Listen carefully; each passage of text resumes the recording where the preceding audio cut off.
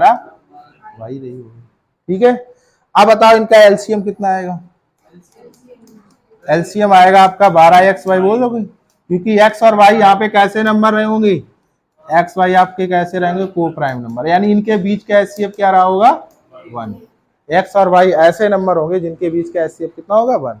अब बताओ LCM 12x/y और आपको कितना गिवन है 924, यानी एक्स और वाई का मान क्या बता सकते हैं, बोलो 924/12, बात सते 84, फिर बात सते कितना आ गया 77। अब ध्यान से समझना, संख्या कितनी संभव हो सकती है। आप बताओ एक्स और वाई के मान रहेंगे, जैसे एक्स और वाई के जितने पेयर होंगे उतनी संख्याएं संभव होंगी। तो आप बताओ क्या पॉसिबल हो सकता है, 1 गुणे 77 तब भी आपका 77 आएगा, बोलो। एक बार 7 गुणे 11 बोल सकते हो तब भी 77 आएगा। और कोई संभव है, तो कितने जोड़े संभव है, ठीक, इसका ये आंसर हुआ।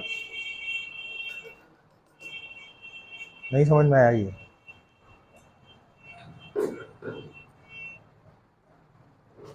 एलसीएम इससे पढ़ा होगा थोड़ा बहुत, नहीं कभी पढ़ा है, ठीक ठीक, अभी ओके। जोड़ों की संख्या के लिए फार्मूला एक लिखिएगा, जोड़ों की संख्या बराबर होता है 2n-1। ये नोट कर लो, ये वेरी इंपॉर्टेंट है। वेयर जहां पे n क्या है, n क्या है, अभाज्य संख्याओं की संख्या, अभाज्य संख्याओं की संख्या। जैसे क्या समझना, यहां बताओ जब इसके फैक्टर किए 77 के, तो इसमें कौन कौन कितने प्राइम नंबर आ रहे हैं, 2 ही तो आ रहे हैं, 11 और 7। n का मान रख दो 2 की पावर 2 माइनस 1, 2 की पावर 1 ही तो आया, कितने जोड़े संभव हुए। अब जैसे मान लो कोई नंबर आया, ध्यान से समझना, जैसे कोई नंबर आया जिसमें फैक्टर आ गए 2, 3 और 5, तो कितने जोड़े संभव होंगे, 2 की पावर 3 माइनस 1, यानी कितना आ जाएगा 2 की पावर 2, कितने जोड़े संभव होंगे। याद रखना जब भी आंसर आएगा हमेशा एक सम संख्या ही आएगी, क्योंकि 2 की पावर में लिखा है, ठीक। इससे रिलेटेड देखो एक सवाल,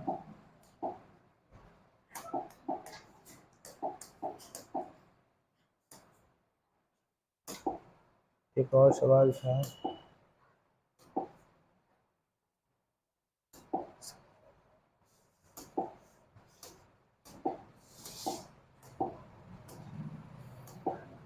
कहाँ गया है,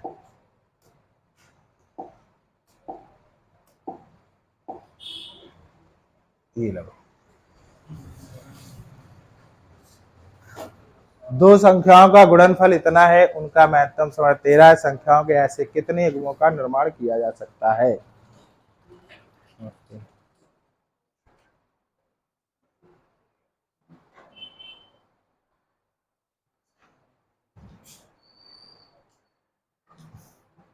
क्या करोगे, बोलो। पहली संख्या 13x और दूसरी 13y, दोनों का क्या दिया गया है, गुणनफल, गुणा लगा देंगे, कितना दिया गया है 676 जीरो। अब बताओ x इंटू वाई का मान निकालोगे तो 676, यानी 6760/13 गुणे 13, 13 से काट दो, 13 पचे 65, 13 दूनी 26, फिर 13 से काट दो, कितना आ गया। अब बताओ इसमें 40 के अगर फैक्टर किए जाए कौन कौन से प्राइम नंबर आएंगे, 2 आएगा, 5 आएगा, और क्या आएगा बोलो, और कोई नंबर, 4 प्राइम नंबर नहीं आता है, तो कितने आए 2, तो आंसर क्या आएगा 2 की पावर 2 माइनस 1, यानी कितना आ जाएगा 2 की पावर 1, आंसर कितना। नहीं 40 समझ पाए, देखो 40 को अगर काटोगे तो 2 से काटोगे 20 आया, 2 से काटो 10 आया, 2 से काटो 5 आया, 5 एक कम 5, एक प्राइम नंबर 2 है, ये 5 है, तो कितने प्राइम नंबर है 2 ही, एक 2 और एक 5। अब ये नहीं 2 कितनी बार आया है 3 बार, ऐसा नहीं करेंगे, ठीक है।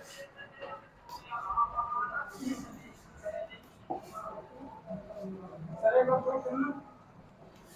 जो आपने सर 13 लिखा है, संख्याओं का गुणनफल है तो गुणा ही तो कराओगे, वहां पे एलसीएम था इसलिए 13xy लिखा था। ठीक है, अगला ये वाला लिखो, ये वाला नोट करो भी। दो संख्याओं का एलसीएम दिया गया है 168 तथा उनका एचसीएफ 12, संख्याओं के बीच का अंतर 60 है, तो इन संख्याओं का योग क्या होगा?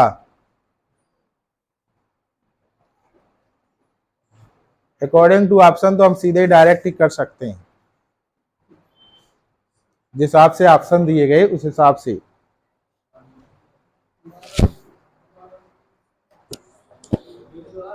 हम्म, 108। देखिए एक बात बताते हैं, और ये ऑप्शन हम अपनी तरफ से नहीं बनाए, एग्जाम में आए थे। जैसे अगर हम कहें 12 और कोई नंबर ले लो 16, इनका अंतर कितना आया? 4। इनका आप बताइए एलसीएम कितना आएगा? 12 16 48, और इनका एचसीएफ कितना आएगा?